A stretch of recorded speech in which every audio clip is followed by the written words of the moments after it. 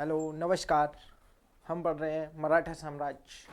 क्या पढ़ रहे हैं? मराठा साम्राज्य। और एजुबोर्ड चैनल में आप सभी का फिर भी स्वागत है। और इससे पहले ही क्लास अगर आपने देखी हो तो सब्सक्राइब कर देना बंधुओं बहनों सब लोग। तो मुझे भी थोड़ा सा फ़ायदा मिल जाएगा और आपको भी। मेरा भी पढ़ने में मन लगा रहे पढ़ाने में मन लगा रहेगा, आपका भी पढ़ने में मन लगा रहेगा। सीधा सा शुद्ध देसी चंबल के जीते हैं, ठीक है ना? तो आप थोड़ा सा सब्सक्राइब जरूर कर देना, तो उससे हमारा पढ़ने और पढ़ाने दोनों में मन बना रहेगा, ठीक है? तो हम पढ़ रहे थे, क्या पढ़ रहे थे? मराठा साम्राज्य। मराठा साम्राज्य की हमारी क्लास कुछ हो चुकी हैं। अब जो भी अगली क्लास होगी वो था हमारा मराठा प्रशासन चल रहा था। क्या चल रहा था? मराठा प्रशासन चल रहा था। शासन व्यवस्था चल रही, प्रशासन चल रहा था। मतलब उसमें हम पढ़ेंगे आज सैन्य अष्टप्रधान। अष्टप्रधान अर्थात कल हमने अष्टप्रधान की विशेषता पढ़ ली है। क्या पढ़ ली है? अष्टप्रधान की विशेषता कंप्लीट कर ली है। आज हम प्रमुख अष्टप्रधानों के बारे में जानेंगे। जैसे हम देख रहे थे शासन व्यवस्था, शासन व्यवस्था के अंतर्गत हम प्रशासनिक संरचना देख रहे थे, केंद्रीय प्रशासन। और इसमें आज हम देखेंगे अष्टप्रधान। क्या देखेंगे? अष्टप्रधान देखेंगे। अष्टप्रधान देखेंगे, इसमें हम अष्टप्रधान देखेंगे, ठीक है?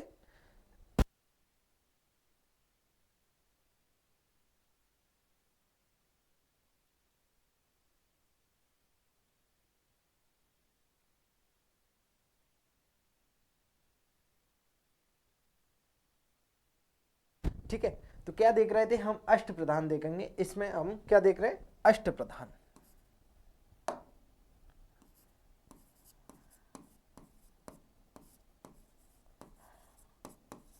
किसका? शिवाजी की अष्टप्रधान व्यवस्था आज हम देख रहे हैं प्रशासन में। तो हमारी हेडिंग रहेगी अष्टप्रधान। क्या रहेगी? अष्टप्रधान।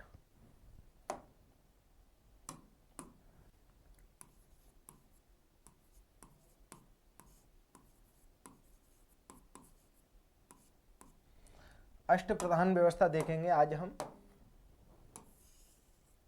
ठीक है? क्या देखेंगे? अष्टप्रधान व्यवस्था किसकी? शिवाजी की अष्टप्रधान व्यवस्था देखेंगे, जिसमें 8 व्यक्ति थे जो कि सचिव स्तर के अधिकारी थे, ना कि मंत्री थे। जो सीधे किसके प्रति उत्तरदायी हुआ करते थे? शिवाजी के प्रति उत्तरदायी हुआ करते थे। सीधे किसके प्रति उत्तरदायी थे? शिवाजी के प्रति उत्तरदायी थे। जिसमें पहला पॉइंट देखेंगे हम पेशवा। क्या देखेंगे? पेशवा। पहले व्यक्ति का नाम क्या है? पेशवा।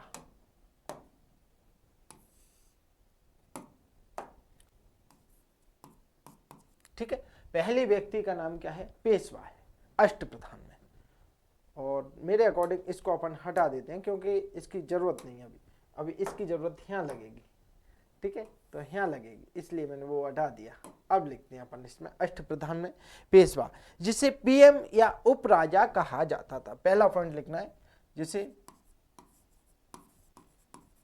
पीएम या उपराजा कहा जाता है। पीएम या उपराजा कहा जाता है, ठीक है? अष्टप्रधान में जो प्रथम व्यक्ति था पेशवा, जो उसे क्या कहा जाता? पीएम या उपराजा कहा जाता। अगला पॉइंट, छत्रपति शिवाजी की अनुपस्थिति में समस्त कार्य पेशवा द्वारा किए जाते थे। अर्थात छत्रपति, अब देखो उस समय तो छत्रपति कौन थे? अष्टप्रधान व्यवस्था किसने शुरू की? शिवाजी ने शुरू की थी। तो शिवाजी कोष्टक में लिख लेना,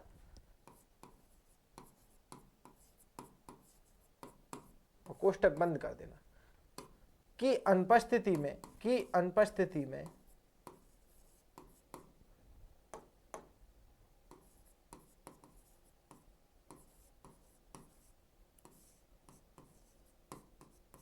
समस्त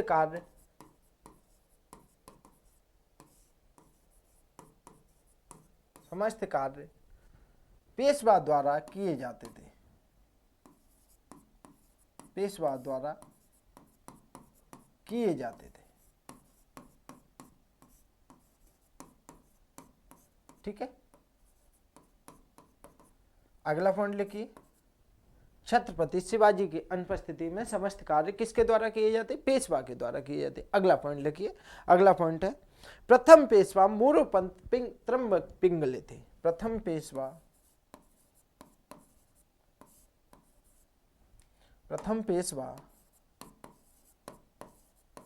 मोरोपंत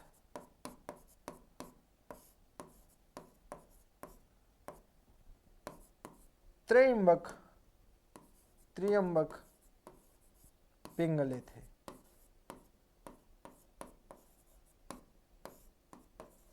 कौन थे? मोरोपंत त्र्यंबक पिंगले थे।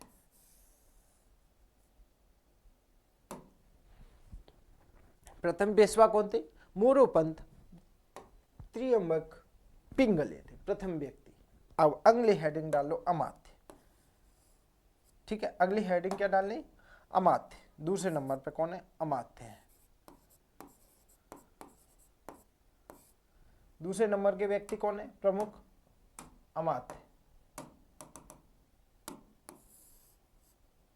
ठीक है, डैश करके इसमें लिखिए अमात्य में। प्रथम दूसरे व्यक्ति कौन थे? प्रमुख अमात्य थे, और इसे पंत या मजूमदार कहा जाता था। ऐसा पहला डैश करके लिखिए, इसे पंत या मजूमदार कहा जाता था।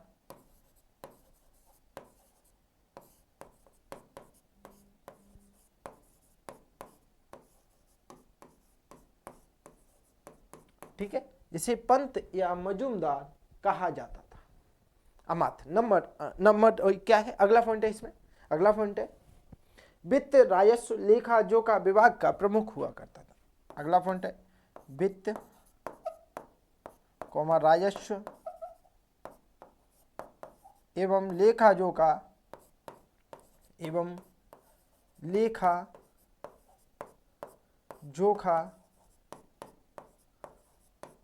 विभाग का प्रमुख हुआ करता था। विभाग का प्रमुख हुआ करता था। ठीक है, अगला पॉइंट लिखिए। प्रथम अमात्य रामचंद्र पंत नीलकंठ थे। प्रथम अमात्य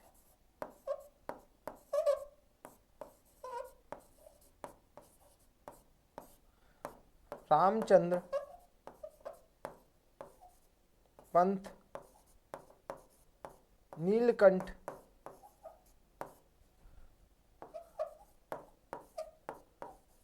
अमात्य थे। ठीक है, प्रथम अमात्य कौन थे? रामचंद्र पंत नीलकंठ अमात्य। ठीक है, प्रथम पेशवा कौन थे? रामचंद्र पंत नीलकंठ अमात्य। अगला नाम डालिए सुमंत। नंबर 3 डालना है सुमंत।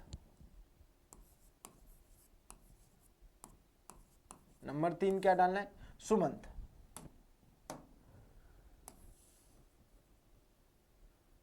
नंबर 3 डालना है सुमंत।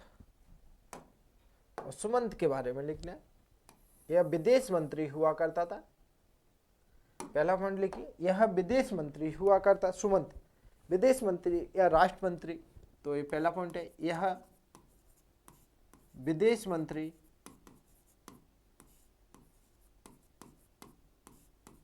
या राष्ट्र मंत्री हुआ करता था।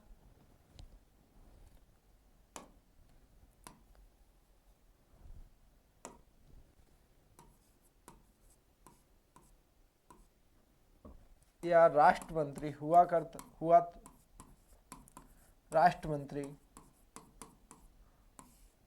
करता था।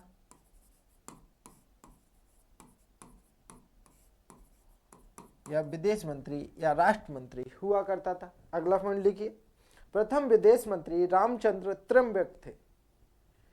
अगला पॉइंट है इन्हें दबीर भी कहा जाता। इन्हें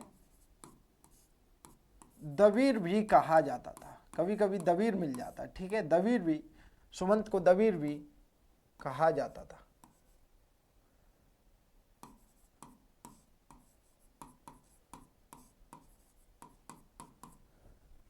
अगला पॉइंट है प्रथम विदेश मंत्री या प्रथम सुमंत रामचंद्र त्र्यंबक थे। प्रथम सुमंत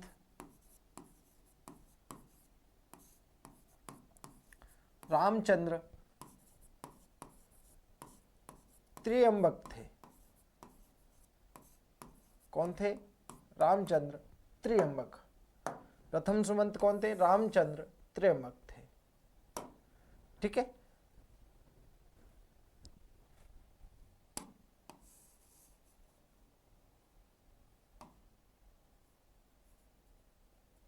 प्रथम सुमंत कौन थे? रामचंद्र त्र्यंबक थे।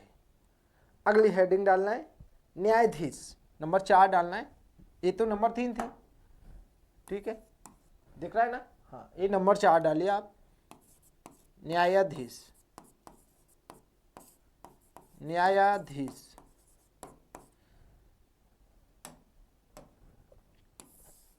न्यायाधीश डैश करके इसमें पहला पॉइंट लिखना है अपन को। पहला पॉइंट लिखना है न्यायाधीश में दो न्याय से संबंधित कार्य, न्याय से संबंधित कार्य, यहां लिखिए न्याय से संबंधित कार्य,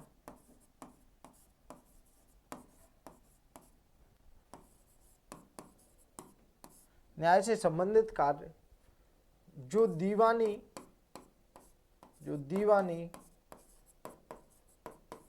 या फौजदारी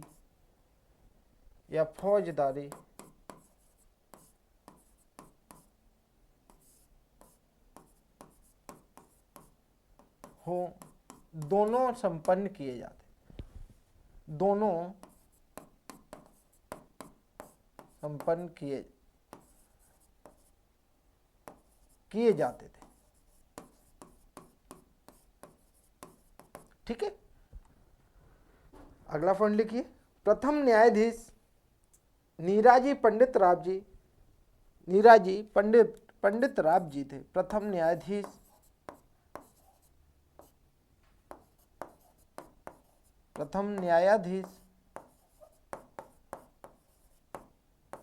नीराजी पंडित राव थे।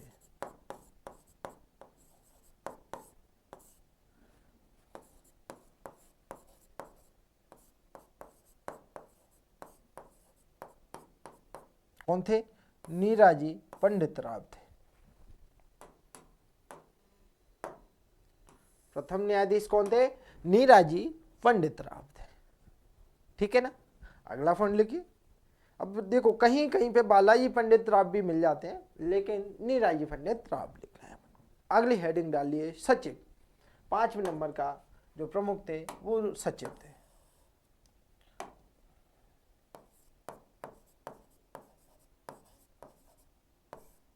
पांचवें व्यक्ति कौन थे? सचिव। ठीक है, डैश करके लिखना है सचिव में डैश करके लिखिए आप। इसे चिटनिस या सुरनविस भी कहा जाता था। इसे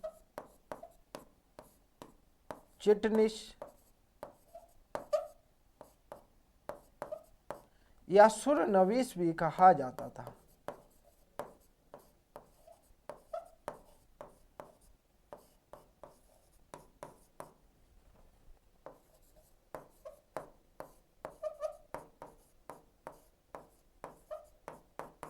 इसे चिटनिस या सुरनविस भी कहा जाता था। किसको? सचिव को चिटनिस या सुरनविस भी कहा जाता था। कार्य शाही पत्राचार व्यवहार पर, कार्य शाही पत्राचार व्यवहार, कार्य शाही पत्राचार व्यवहार।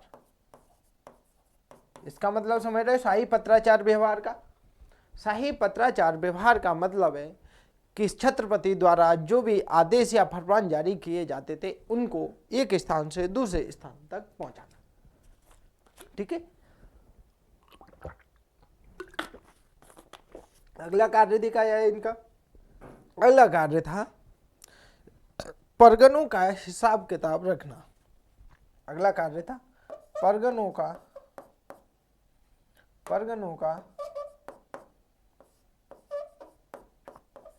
हिसाब किताब रखना।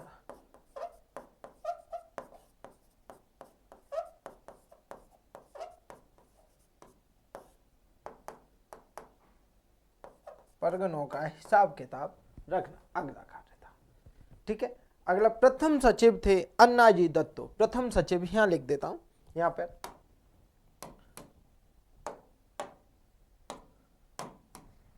यहां लिख देता हूं, प्रथम सचिव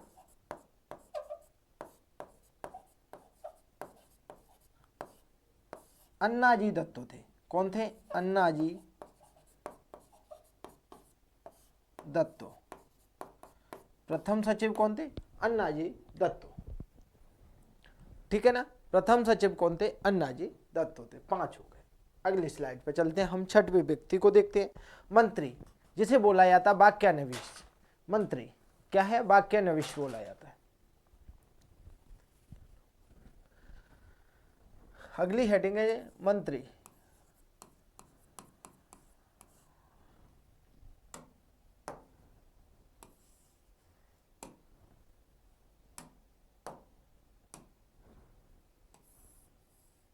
डैश करके लिखे, इसे वाक्यान्विश बोला जाता था, इसे वाक्यान्विश बोला जाता है, इसे वाक्यान्विश बोला जाता है।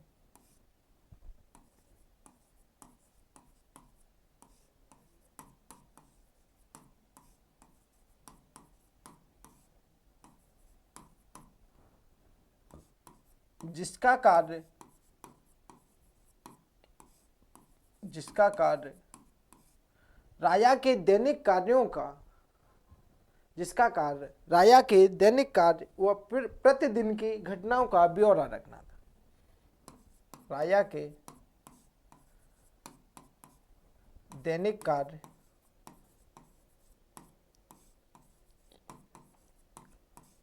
व प्रतिदिन की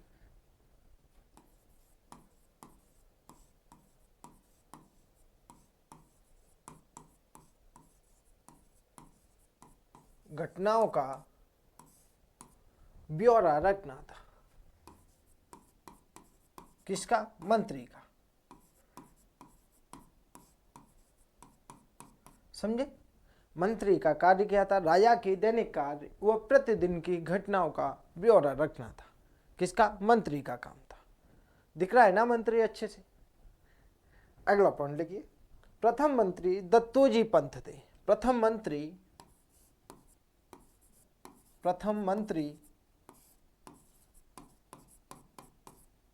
कौन थे? दत्तोजी पंत। दत्तोजी पंत थे। प्रथम मंत्री कौन थे? दत्तोजी पंत थे। ठीक है ना, इसे वाक्यान्विश भी बोला जाता था, जिसका कार्य राजा के दैनिक कार्य और प्रतिदिन की घटनाओं का ब्यौरा रखना था। अगर प्रथम मंत्री की बात करें तो कौन थे? दत्तोजी पंत थे। अगला पॉइंट डालना है नंबर 7, सर ए नौबत। सर ए नौबत, नंबर 7 चलना है, सर ए नौबत।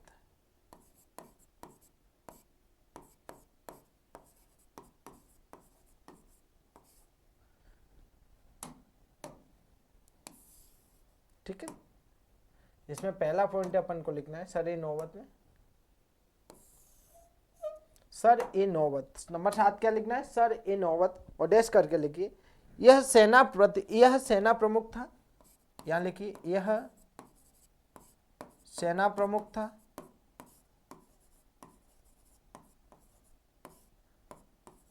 अर्थात जब हम सैन्य प्रशासन पढ़ते हैं ना, तो जो सेना छत्रपति के बाद सैन्य प्रमुख था वो कौन था? सर ए नौबत था।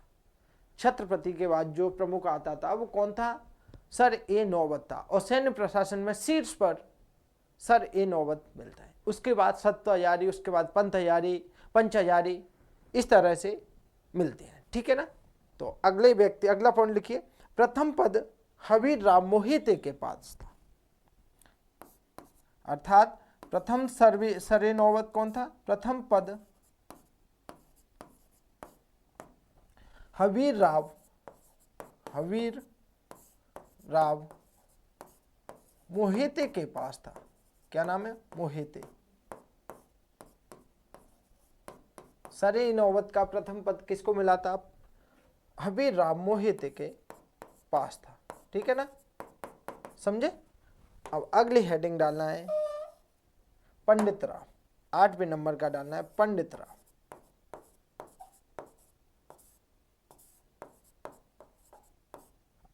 आठवीं हेडिंग क्या है, पंडित राव, डैश करके लिखिए पंडित राव। मतलब देखो सर ए नौबत हो गया। अब बचा है अपने पास 8वें, जो 8 अष्ट प्रधान व्यवस्था थी उसमें 8वें नंबर के बचे हैं कौन, पंडित राव थे। सामान्यतः सेना, अब पंडित राव में लिखो धार्मिक मामलों में राजा को परामर्श देना, धार्मिक मामलों में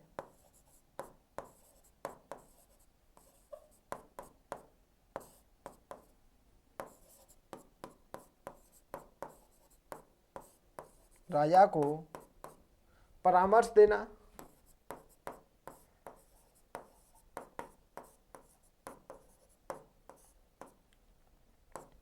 देखो क्या है पंडित राव का कार्य देखें तो धार्मिक मामलों में राजा को परामर्श देना। अगला फंड लिखिए विद्वानों को धार्मिक अनुदान देना।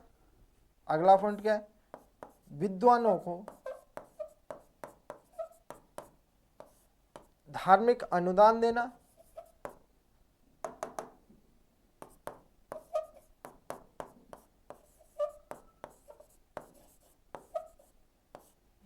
धार्मिक अनुदान देना,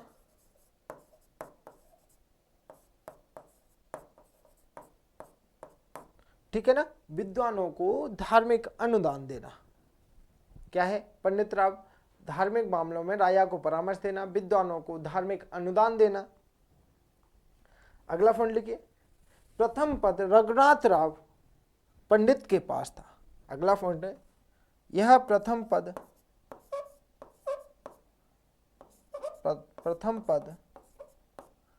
रघुनाथ राव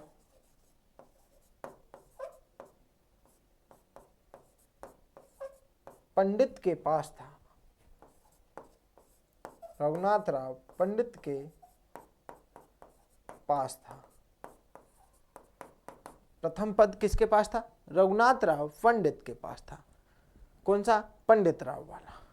ठीक है, अब इसके अष्ट प्रधान व्यवस्था के कुछ फैक्ट है तो अपन यहां लिखेंगे, अगली स्लाइड पे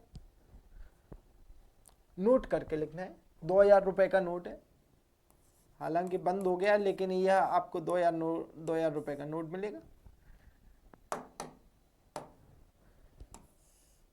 ठीक है, नोट करके कुछ लिखना है इसके बारे में। और ये 2000 रुपए का नोट है, थोड़ा सा संभल के लिख लेना और संभाल के रखना, चुरा न ले कोई। ठीक है, लिखिए सामान्यतः सेनापति के अलावा 7 प्रधान ब्राह्मण होते थे। अगला पॉइंट है सामान्यतः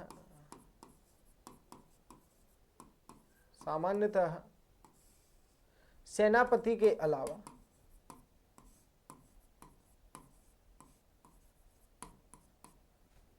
अलावा 7 प्रधान, कितने प्रधान,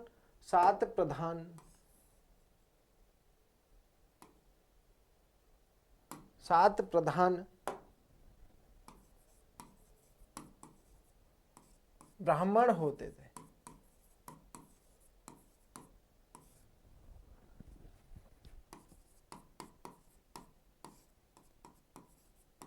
क्या बोला भैया, जो अष्ट प्रधान में 8 व्यक्ति प्रमुख थे उनमें से सेनापति के अलावा सभी कौन थे, ब्राह्मण थे। सामान्यतः बात कर रहे हैं। ठीक है, अगला पॉइंट लिखिए इसी में पंडित राव और न्यायाधीश को छोड़कर। अगला पॉइंट है पंडित राव व न्यायाधीश को छोड़कर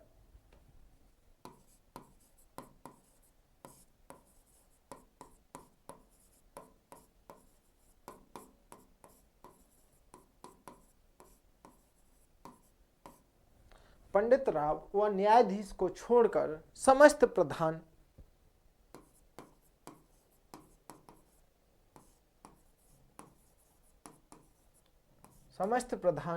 जरूरत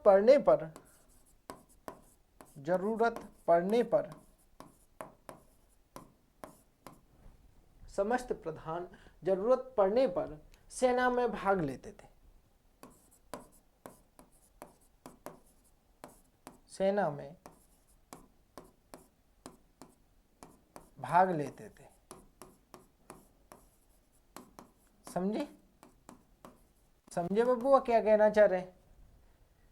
कि सामान्यतः सेनापति के अलावा जो 7 प्रधान थे वो कौन थे? ब्राह्मण थे। और जरूरत पड़ रही है, या मान के चलो कहीं दोनों तरफ, जैसे एक तरफ मुगलों से, दूसरी तरफ आदिल शाही शासकों से घिरे थे, कौन शिवाजी, तो समस्त अष्ट प्रधान व्यक्ति जरूरत पड़ने पंडित राव और न्यायाधीश को छोड़कर समस्त जो प्रधान थे वो सेना में भाग लेंगे, ऐसा नियम था। ठीक है, तो ये हो गई हमारी अष्ट प्रधान व्यवस्था। क्या हो गई? अष्ट प्रधान व्यवस्था। अब हेडिंग डालना है अपन को प्रांतीय प्रशासन। हेडिंग डालना है अपन को, क्या है? प्रांतीय प्रशासन।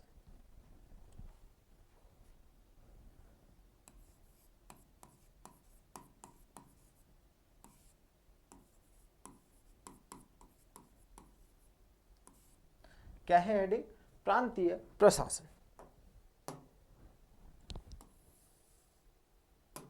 प्रांतीय प्रशासन के बारे में देखेंगे। क्या है भैया? शिवाजी ने अपने स्वराज को 4 भागों में बांटा था। शिवाजी ने अपने स्वराज को कितने भागों में बांटा था? 4 भागों में बांटा था।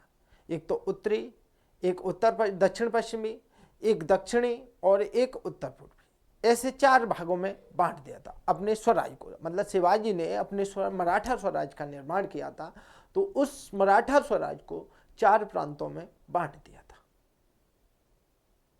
ठीक है ना? 4 प्रांतों में बांट दिया था। वो कौन कौन से प्रांत देखते हैं अपन। शिवाजी, पहला पॉइंट लिखिए इसमें अपना,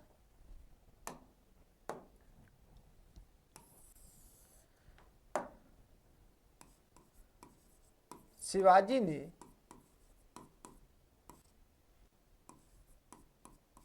अपने मराठा स्वराज को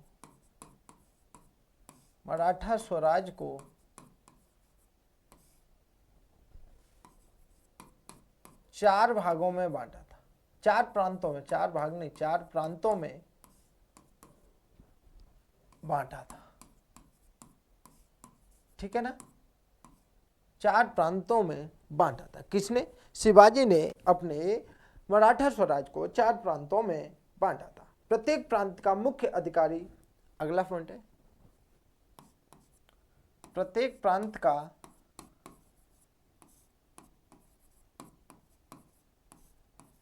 मुख्य अधिकारी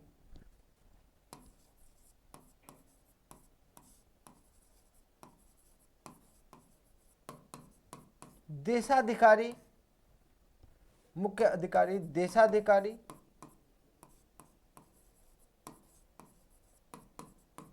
मुख्य अधिकारी देशाधिकारी, मुख्य अधिकारी देशाधिकारी सर ए कानून या सर सूबेदार के नाम से जाना जाता। सर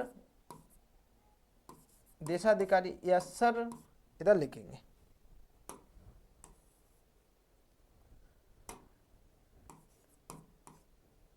या सर सूबेदार के नाम से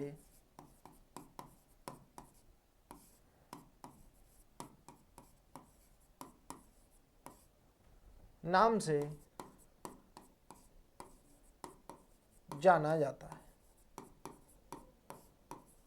सर सूबेदार के नाम से जाना जाता है। प्रत्येक प्रांत का मुख्य अधिकारी देशाधिकारी या सर सूबेदार के नाम से जाना जाता है।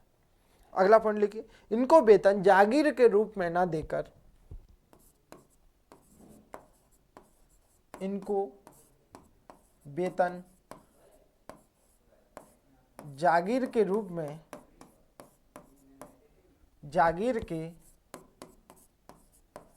रूप में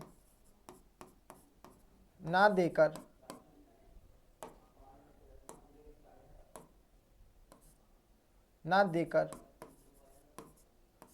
नकद दिया जाता था। कैसे दिया जाता? नकद दिया जाता था।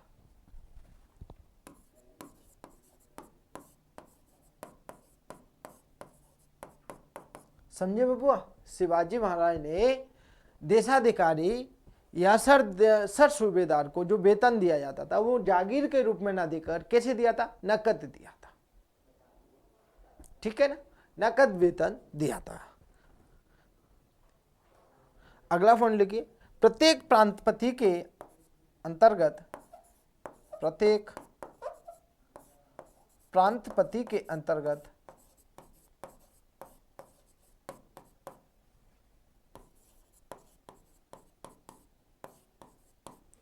8 अधिकारी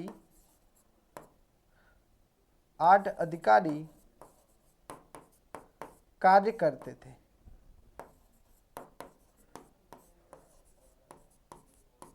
ठीक है ना, प्रत्येक प्रांतपति के अंतर्गत 8 अधिकारी कार्य करते थे। कितने अधिकारी कार्य कर रहे थे, 8 अधिकारी कार्य कर रहे थे। अगली स्लाइड में लिखेंगे, 8 अधिकारी के नाम लिखेंगे।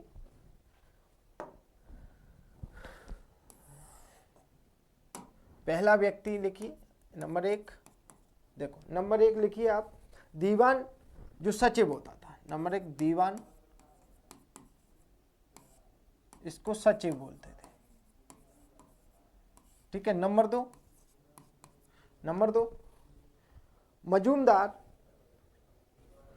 मजूमदार, जो लेखाकार होता था। नंबर 3 फड़नवीस,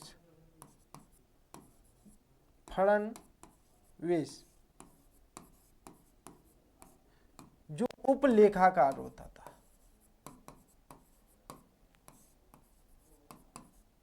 अभी देख रहे हो देवेंद्र फडणवीस, वो कौन है, उपलेखाकार। ठीक है ना, फडणवीस को क्या बोलते थे, उपलेखाकार बोलते थे। अगला पॉइंट लिखिए, दफ्तरदार, जो कार्यालय प्रभारी होता था। नंबर 4 दफ्तरदार,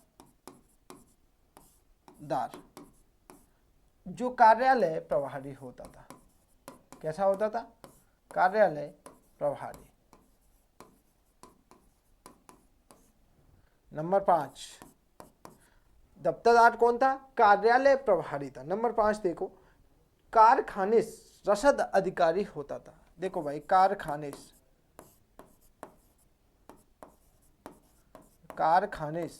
इसको क्या बोलते थे, रसद अधिकारी।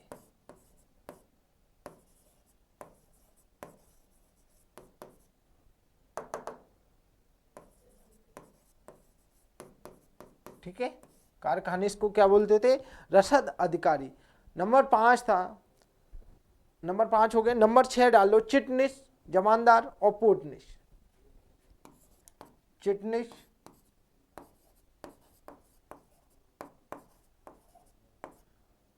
चिटनिस, जमानदार,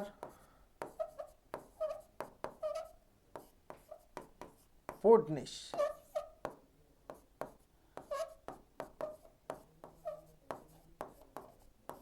बात करेंगे चिटनिस कौन था, तो चिटनिस था पत्रकार, और जमानदार था खजांची, और पोर्टनिस था रोकड़िया।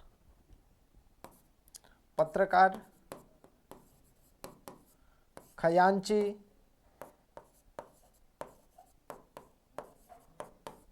और रोकड़िया।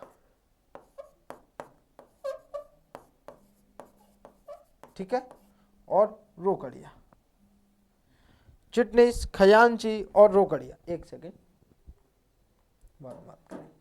चिटनिस, खजांची, सॉरी, चिटनिस, जमानदार और पोर्टनिस। चिटनिस को पत्रकार बोलते थे, जमानदार को खजांची बोलते, पोर्टनिस को रोकड़िया बोलते थे। इस तरह से 8 अधिकारी हुआ करते थे प्रत्येक सूबेदार के अंतर्गत, सर सूबेदार के अंतर्गत। ठीक है ना, प्रत्येक सर सूबेदार के अंतर्गत कितने, 8 अधिकारी हुआ करते थे। चलो अगला लिखते हैं, अब इनके बारे में थोड़ा सा लिख। यह 8 अधिकारी प्रत्येक प्रांत में सर सूबेदार के अधीन रहकर कार्य संपन्न किया करते थे। ठीक है ना, इनके साथ साथ देखा जाए तो 18 सार्वजनिक विभाग के कार्यालय होते थे इनके साथ। ठीक है ना, तो यहां लिख लो,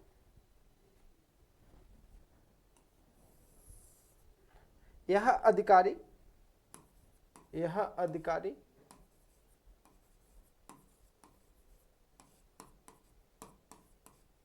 प्रत्येक सर सूबेदार के अंतर्गत, प्रत्येक सर सूबेदार के अंतर्गत रहकर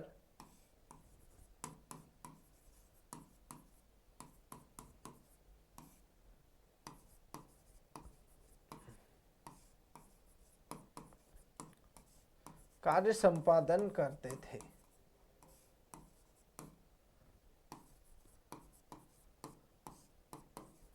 ठीक है ना, कार्य संपादन करते थे। अब अगले हेडिंग डालो चार और प्रांत, प्रांतों के बारे में देखना है कौन कौन से प्रांत थे, तो हेडिंग डालो प्रांत।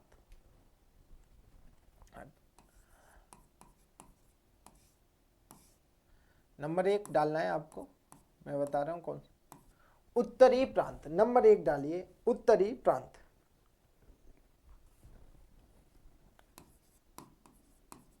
नंबर 1 कौन सा है, उत्तरीय प्रांत। क्षेत्र की बात करें, सलहेर से पूना तक का क्षेत्र था, सलहेर से पूना तक, सलहेर से कहां तक, पूना तक का क्षेत्र। प्रांतपति का नाम लिखेंगे, प्रांतपति का नाम लिखेंगे मोरोपंत त्र्यंबक, प्रांतपति का नाम लिखेंगे।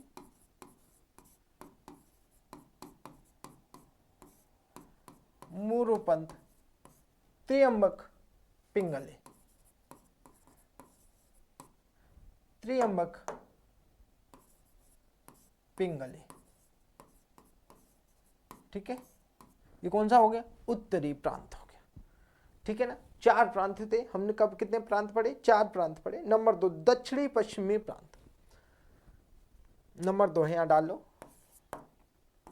दक्षिण पश्चिमी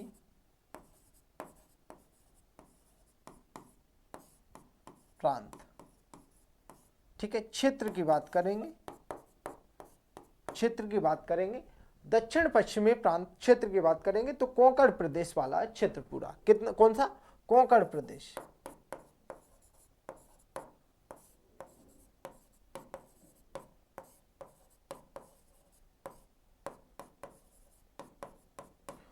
क्षेत्र। और प्रांतपति की बात करेंगे, दक्षिण पश्चिमी प्रांत क्षेत्र कौन सा था, कोंकण प्रदेश था। प्रांतपति की बात करेंगे तो अन्नाजी दत्तो थे, कौन थे, अन्नाजी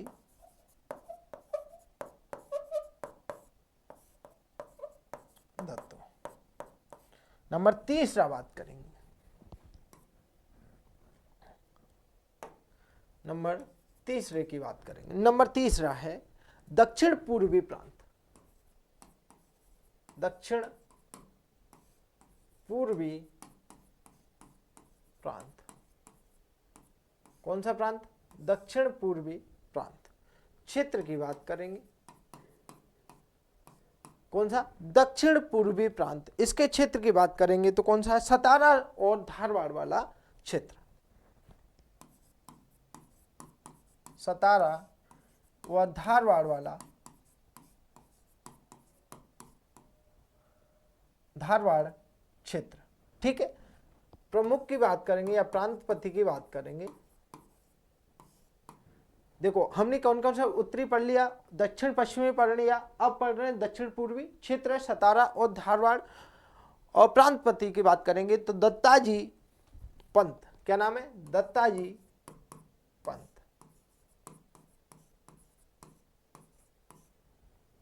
चौथा दक्षिणी प्रांत, कौन सा, दक्षिणी प्रांत। क्षेत्र की बात करेंगे, कर्नाटक वाला क्षेत्र, कौन सा, कर्नाटक। प्रांतपति क्षेत्र कौन सा था, कर्नाटक था। प्रांतपति की बात करेंगे तो नारायण हनुमंते, क्या नाम है, नारायण हनुमंते। जैसे कि मैंने पिछली क्लास में बताया था कि शिवाजी की अंतिम लूट कौन सी थी, दक्षिण की लूट थी, अर्थात अंतिम विजय अभियान कौन सा था, दक्षिण विजय अभियान था। और उसका प्रमुख दक्षिण विजय अभियान करने के बाद वो रायगढ़ आते हैं और वहां का प्रमुख किसे बना के आते हैं, नारायण हनुमंतेर को बनाकर आते हैं। तो प्रांतपति कौन था? नारायण हनुमंते।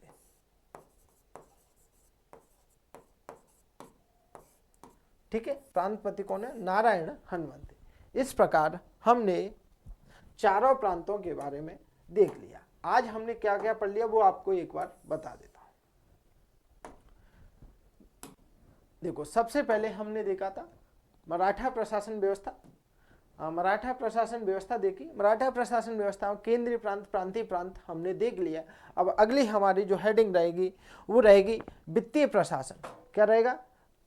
ठीक है, क्या रहेगा? राजस्व प्रशासन या वित्तीय प्रशासन रहेगा। इसके बाद सैन्य प्रशासन, न्याय प्रशासन और अन्य।